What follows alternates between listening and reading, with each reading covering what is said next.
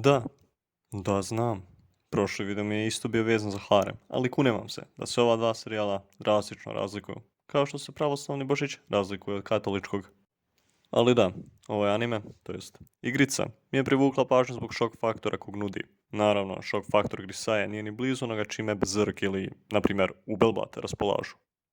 Ta dva serijala su priča za sebe. Ali ovdje smo prvenstveno da pričamo o Yujiu, kako naslov kaže, najvećem anime jebaču. A samu tematiku serijala ćemo spomenuti toliko čisto da se upoznamo sa glavnim likom. Prvenstveno ćemo se osvrnuti na njegov dizajn. Za one koji ne poznaju vizualne novele baš najbolje, nepisano pravilo je da ako želite da vam se vizualna novela proda, glavni lik treba da bude dizajniran tako da se prosječni Japanac self-insertuje u njemu, to jest da se zamišlja u njegovoj ulozi. Dakle, osnovne fizičke karakteristike koje treba da se ispune su da je lik mršav, da ima crnu kosu i da mu se vokabular u 90% slučajeva sastoji od da ili mhm. Na sreću kreatora, Yuji sve to ispunjava, ali ono što ga čini unikatnim od prosječnih harem protagonista je njegova prošlost i njegov cilj da pripadne negde.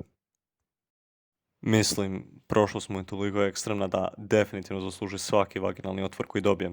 Ali prvenstveno ćemo krenuti od njegovog detinjstva. Dakle, naš Delija, Yuji, ima majku koju boli kurac za njega i oca koji deli isto mišljenje kao i majka, a ima i stariju sestru. Verovatno znate gdje ovo vodi. Njegova seka Kazuki, kao i svaka dobra seka, uči Yuji različitim čarima života, uglavnom čarima incesta. Međutim, na njihovu žalost, Happy Fun Time neće baš dugo trajati, zato što Kazuki završava u udesu. I reakcija roditelja na informaciju da im je ćerka nestala je prosječna naravno. Čale postaje nasilan, a majka izvršava suicid, ali ne pre nego što ima seks sa svojim sinom. Jer incesta naravno nikada dosta. Nakon tog incidenta Yuji osvaja brižničika Oslo koji ga ubacuje u tu neku svoju proksi vojsku sa dečjim vojnicima. Ne znam ni sam. Tu Yuji naravno opet treba da pati, tako što je primoran da ubije jedinog prijatelja koji je stekao tamo. I tu se priča završava. Šalim se, ovo je Grisaia, da se sada završi bilo bi previše diskretno. Ne, Oslo nastavlja da se zabavlja s Yujijem tako što ga tera da cross-dressuje tako da liči na njegovu stariju sestru. Dok se Oslo naravno igra sa njim. Naravno, ne mislim igra u smislu prave kućice od Lego kocki zajedno ili tako nešto, već onu drugu vrstu igranja. Taj tok cross-dressovanja i sličnih stvari traju koju godinu, dok bez grlasa ako ne dođe da spase našeg Deliju.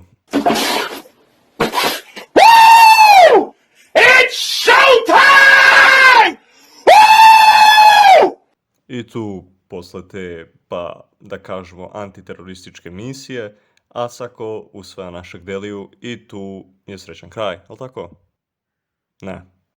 Nažalost, Asako nije bosanske krvi, tako da je tvrdnoća glave prosječna, što znači da je ta prosječna glava nije mogla spasiti od zagarantovane smrti koju je zada Oslo. Ali bez panike, gospodo, nemojte se brinuti, imala je seksa sa Yujijem pre nego što je umrla. Više puta. Yuji tu, nakon smrti Asako, nasljeđuje njenu ulogu hitmana, a pored toga završava i u armiji. Ali tu se ne dešava ništa toliko bitno, sem da naš Delija razvija umijeće za snajper. I sada, nakon što je prošao kroz sav taj pakao, Yuji odlučuje da hoće da pokuša da živi normalni život u srednjoj školi. Sada kreće harem deo priče, ali pre nego što nastavimo sa tim, moram vam staviti do znanja veštine koje je Yuji dobio tokom svojih pustolovina. Po oficijalnim izvorima, glavne veštine koje je Yuji stekao su vojna edukacija, ekspertno korištenje taktičkog noža, snajperista, tolerancija na drogu, razvijeno tijelo i najbitnija stvar od svih navedenih, intenzivna izdržljivost tokom seksa. Zbog Asako, naravno. Ok, no. Yuji dolazi u tu srednju školu i upoznaje 5 devojaka koje naravno moraju da prate sve harem žarnove. Dakle, imamo tsundere, drugaricu iz djetinjstva, devojka koja igra ulogu mame, kudere i jebeni loli jer se uvijek mora zadovoljiti potreba tih morona. Sve te devojke su na neki način povezane sa njim. Svaka ima zasebnu i jedinstvenu vezu sa njim. Amane je bila najbolja prijateljica njegove sestri. Sachi mu je drugarica iz djetinjstva. Yumiko ga kao mrzi, ali u stvari ne mrzi, već mrzi sebe. Michiru mu otkriva tajnu koju krije od svih ostalih, a Makina, loli serijala, šta ona želi? Želi da je Yuji zove ćerkom.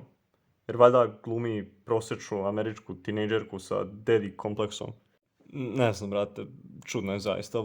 Likuša ga ljubi dok ga zove tatom, stvarno je sjebano. Priča se dalje nastavlja tako što Yuji traži osvetu za svog mentora Asako, međutim mi nećemo dalje pričati od ovoga jer smo pomenuli sve bitne aspekte priče koje smo trebali da upoznamo Yujija. No, da mi odgovorimo na pitanje zašto ja smatram Yujija najvećim anime bačom ili ti Chadom. Pa da sumiramo. Lik je jebao svoju sestru. Kako je svog oca tako što je jebao sopstvenu majku, jebao je svog poslodavca, jebao je svog mentora, jebao je kolege u vojsci i jebao je sve devojke u školi. Mislim, brate, ovaj čovjek kao i nordijske zemlje očigledno nikada nije okucio godinu suše. Na kraju dana definitivno preporučujem da igrate sami igricu, pošto nisam se ni dotakao jedno 30% dešavanja u ovom shitfestu koji se zove Grisaia. I da, postoji Grisaia Phantom Bullet serijal, ali o tome ne pričamo jer je sranje. Feel no shame, no shame, when they change their phrase. Never mind up, we'll show you another way. So put your glasses on.